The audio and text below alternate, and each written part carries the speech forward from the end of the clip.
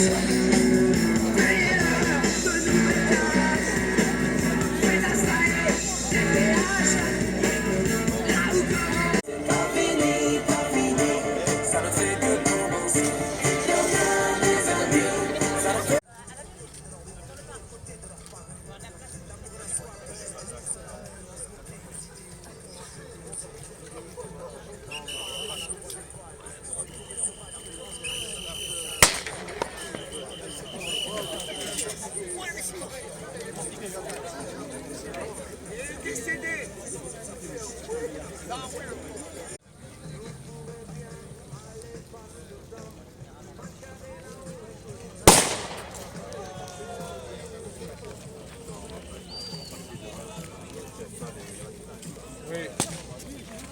Tu vas pas les...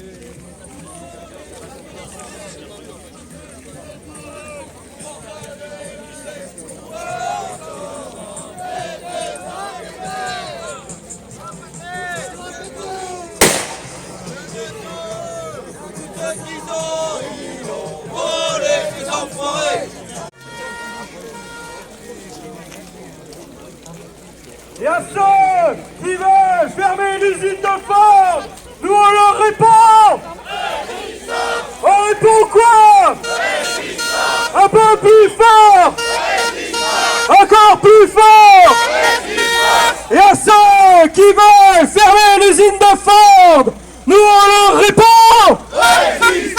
On répond quoi? Ils entendent rien.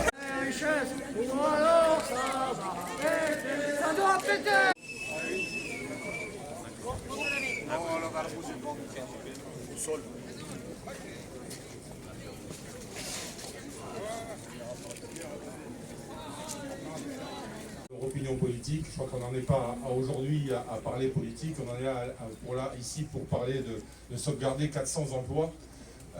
Notre combat que l'on mène actuellement avec nos collègues de la CGT et nos collègues de FO, c'est simplement pour dire que les anciens qui sont encore chez nous, on est toujours en train de dire non, on ne veut pas se résigner, non, cette fermeture d'usine est injustifiable, inadmissible, c'est un scandale. C'est un scandale parce que Ford, la multinationale, fait des milliards et des milliards de profits, parce que les affaires sont bonnes. C'est un scandale parce que Ford a reçu de l'argent public en pagaille et on demande encore et négocie encore des cadeaux, ce qui est encore plus scandaleux. C'est un scandale aussi parce qu'en fait, on est dans une logique, dans une spirale infernale de perte d'emploi, que ce soit dans le privé ou dans le public. Donc il faut qu'on réagisse, il faut qu'on relève la tête et c'est important de le faire, nous les salariés, avec la population et avec les élus locaux, parce que c'est comme ça qu'on peut gagner un bras de fer, c'est parce qu'on sera tous unis et parce qu'on posera les problèmes qui sont les problèmes de la société. Donc voilà, donc on en est là aujourd'hui. Donc aujourd'hui, juste pour dire quand même qu'on a des discussions qui sont assez terribles avec Punch et avec donc l'État et les services de l'État qui tentent l'arbitrage, tout ça.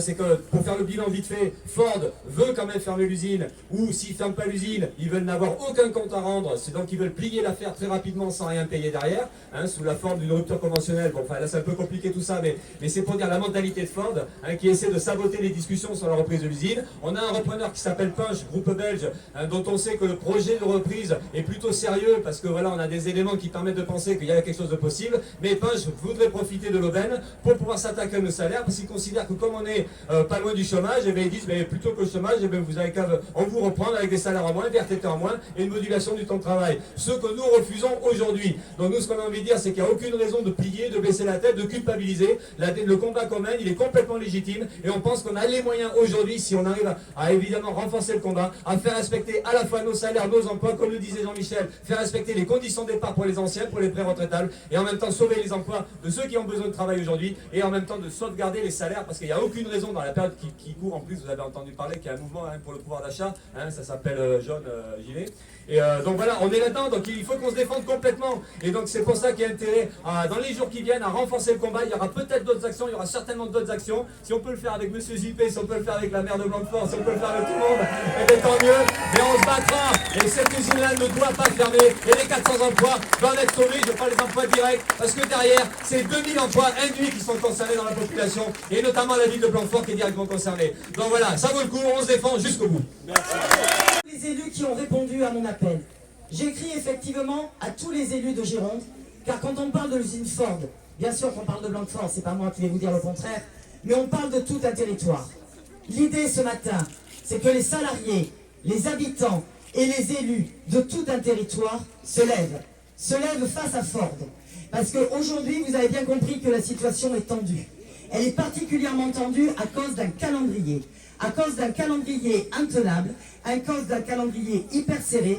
Et ce calendrier, le seul qui en a les clés en main, c'est Ford. Pourquoi les emplois de demain? Parce que bien évidemment, vu la pyramide des âges, si certains veulent partir, et c'est normal et confortablement parlant, on a encore des jeunes qui veulent travailler aujourd'hui et on a nos enfants qui voudront travailler demain. Que ce soit à Ford ou dans les emplois induits ou dans les emplois indirects.